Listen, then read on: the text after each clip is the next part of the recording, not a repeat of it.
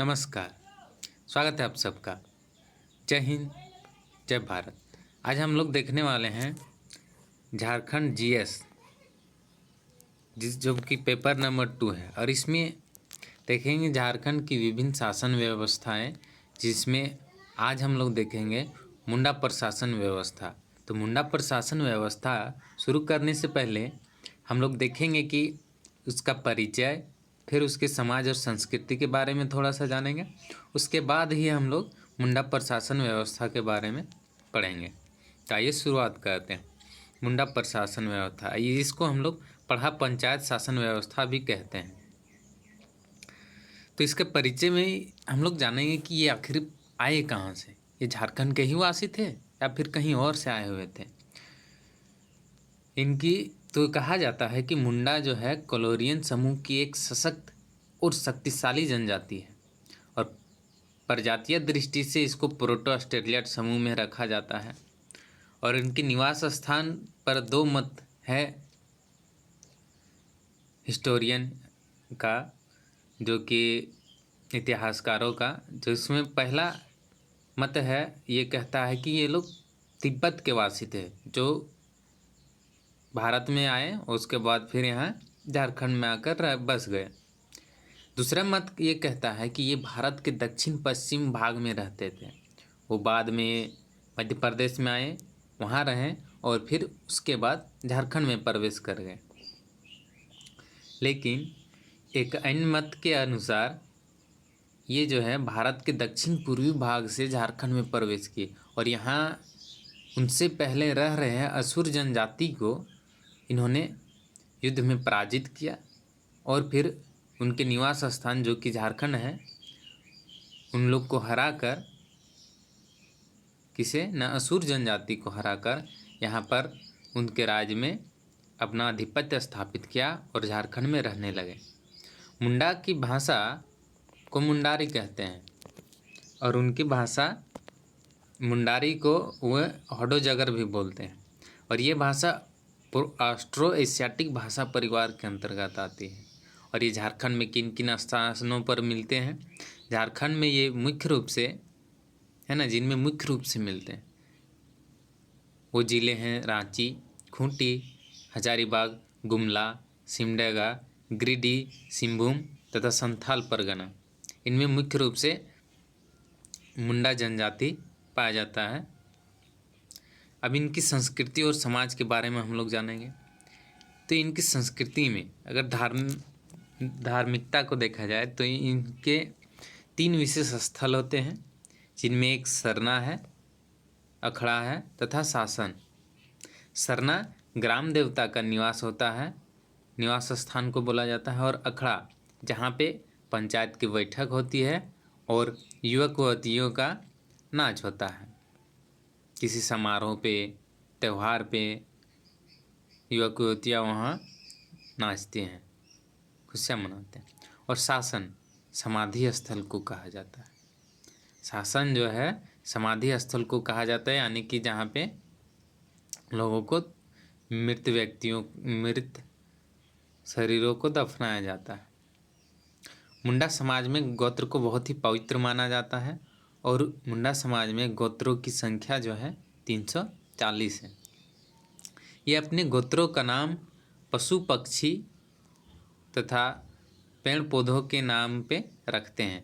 जैसे कुछ गोत्र, जैसे कि नाग जो कि पशु हैं, कमल जो कि पौधे हैं, फूल है, करकट्टा ये भी एक पक्षी है जो कि उड़ती कम है, हंस है, तीडू, टूटी, डांग, बोदरा, ये सब जो है प्रमुख गोत्र हैं, जो कि पेड़ पौधे और पशु पक्षियों के नाम पे रखा जाता है। मुंडा समाज 2 उपशाखाओं में विभाजित है, मालिको और दूसरा कंपोट। और ये दोनों उपशाखाएं यानी कि मालिको और कंपोट 13 उपशाखाओं में विभाजित है।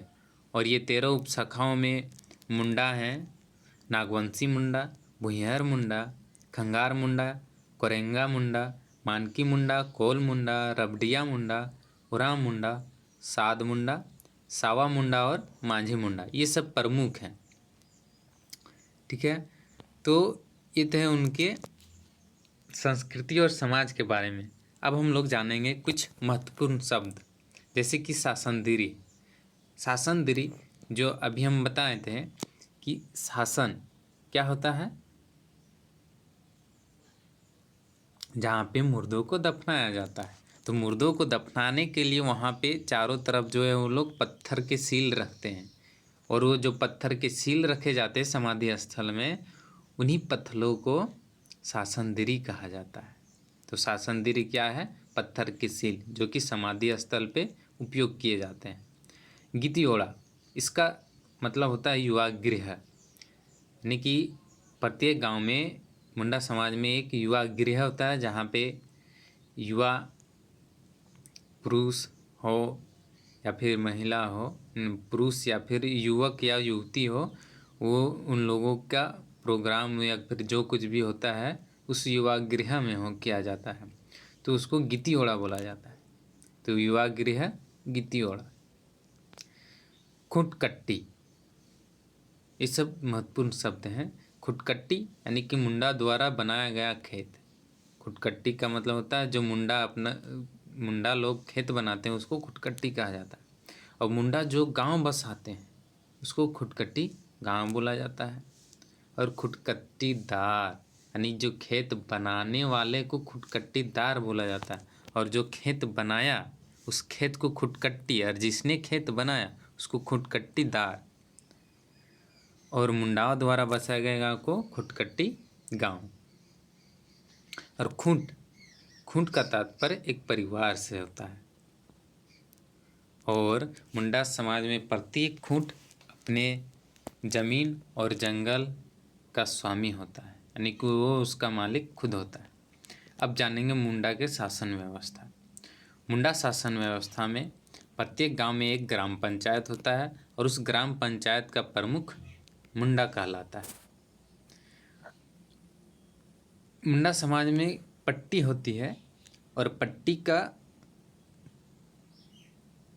प्रमुख मानकी कहा जाता है, मानकी को माना जाता है। पट्टू का प्रमुख जो भी होता है उनको मानकी बोला जाता है। और ये पट्टी बनती कैसे है ना, बहुत सारे ग्राम पंचायतों, जैसे कि 1 2 3, यहाँ पे हम 4 एग्जाम्पल के तौर पे लिए, उदाहरण के तौर पर, लेकिन जरूरी नहीं है कि ये 4 ही है, 4 ही हो। तो ग्राम पट्टी बनती कैसे है ना, बहुत सारे कई ग्राम पंचायत यानी कि 2 या 3 से ज़्यादा ग्राम पंचायतों को मिलाकर एक पट्टी का निर्माण होता है। और उस पट्टी का जो मुखिया होता है यानी कि प्रमुख होता है उसको मानकी बोला जाता है। तो ग्राम पंचायत का प्रमुख मुंडा और पट्टी का प्रमुख मानकी हो गया। उसी तरह से एक पढ़ा होता है, और पढ़ा का प्रमुख को पढ़ा राजा कहा जाता है। ठीक है। और पढ़ा फिर कैसे बनता है?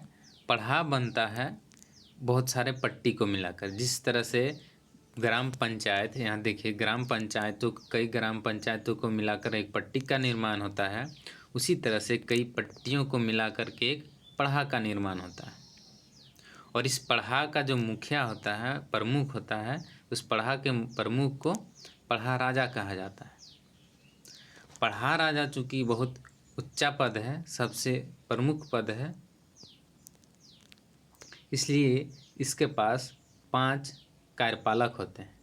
5 कार्यपालक यानी कि ये जो 5 कार्यपालक होते हैं पढ़ा राजा के सहायककर्ता होते हैं, सहायता करने के लिए।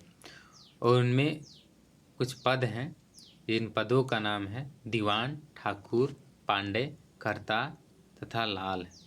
तो दीवान, ठाकुर, पांडे, कर्ता और लाल। इसमें जो है इसको शॉर्टकट याद करने के लिए हम इसमें लिए दीवान का दी, ठाकुर का ठा, पांडे का प, कर्ता का क और लाल का ला। तो इसमें से आया है दीपक लाठा। दी से दीवान, प से पांडे, क से कर्ता, ला से लाल और ठा से ठाकुर। तो ये जो पांचों पद हैं, दीवान, ठाकुर, पांडे, कर्ता तथा लाल, ये पांचों पद जो है वंशानुगत पद होते हैं। बाकी ये सारे पद पढ़ा, पट्टी, मानकी और मुंडा, ये सब वो पद वंशानुगत नहीं होते हैं। सिर्फ ये पढ़ा राजा के जो सहायक पद हैं, दीवान, ठाकुर, पांडे, कर्ता तथा लाल, ये वंशानुगत होते हैं। इनको समझने के लिए आइए एक ट्री के माध्यम से समझते हैं। जैसे कि देखिए, ग्राम पंचायत है नीचे, सबसे निचले स्तर में क्या होता है, ग्राम पंचायत। जैसे आज के हमारे सरकार की व्यवस्था होती है, सबसे नीचे ग्राम पंचायत, फिर जिला परिषद, जिला परिषद से बनता है फिर सांसद, सांसद के बाद राज्य सरकार। तो इस तरह से बटा हुआ होता है। तो उस तरह से पहले भी बटा हुआ था।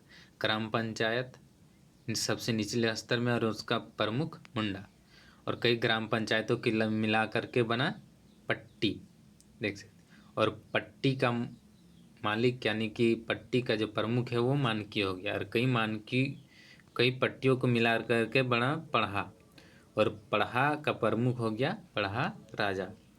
तो यहाँ पे आप देख सकते पढ़ा राजा का जो मनोनयन होता है, यानी कि जो पढ़ा राजा बनाया जाता है, उसका चुनाव वो लोग चुनाव के द्वारा करते हैं, यानी कि वोट के माध्यम से। जैसे अभी वोट होता है, हम लोग मुख्यमंत्री या फिर कुछ भी चुनते हैं, तो अभी जो वोट होता है, वोट देते हैं, उस समय भी चुनाव के द्वारा होता है।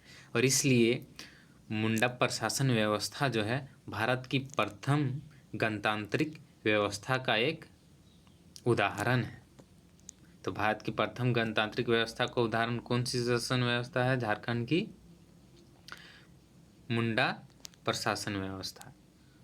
और मुंडा समाज में पढ़ा राजा, यानी कि ये जो पढ़ा है, यही मुंडा समाज की सर्वोच्च न्यायालय। जिस तरह के हम लोग का दिल्ली है सर्वोच्च न्यायालय, उस तरह उस समय उनके समाज में पढ़ा जो है सर्वोच्च न्यायालय। कार्यपालिका और विधायिका सब पढ़ा ही होता है, यानी कि जितने भी नियम कानून बनाने हैं, उनका फैसला करना है, वो सब कौन करता है, पढ़ा राजा। तो ये था हमारा मुंडा प्रशासन व्यवस्था। अगले वीडियो में हम लोग जानेंगे कुछ और शासन व्यवस्थाओं के बारे में, ठीक है, जो कि ये शासन व्यवस्थाएं बहुत ही महत्वपूर्ण हैं। तो मिलते हैं अगले वीडियो में। जय हिंद, जय भारत।